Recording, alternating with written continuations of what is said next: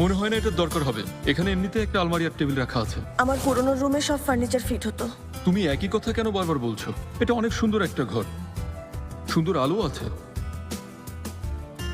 আমি এই ঘরটাকে অফিস বানাতে চেয়েছিলাম। কিছু মনে করো না সেলেন, সব চিন্তা এখন মাথা থেকে ঝেড়ে ফেলো। এখন আর এসব সম্ভব না, কারণ এই বাড়ির মালিক এখন আমি। যেহেতু তুমি এখানে মাত্র কদিন আছো, তাই ভালোভাবে এনজয় করো।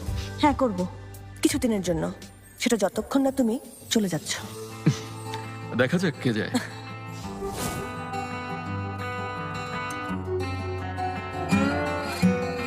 দেমিরের কাছে এসেছিলাম, নিচে ওই মেয়েটা বললো, কি যেন মেয়েটার নাম? আজমি। হ্যাঁ, ওই অদ্ভুত ড্রেসের মেয়েটা।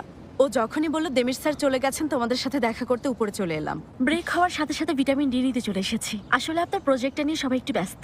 ও আচ্ছা, আসলে দেমির আমাকে সবসময় বেশি গুরুত্ব দেয়। ও তাই? উনি 1 সপ্তাহের মধ্যে প্রজেক্টটা শেষ করতে বলেছেন। আমার ধারণা ওনার হাতে নতুন কোনো ক্লায়েন্ট আছে। সেরকম কিছুই না, বসরা এমনই করে।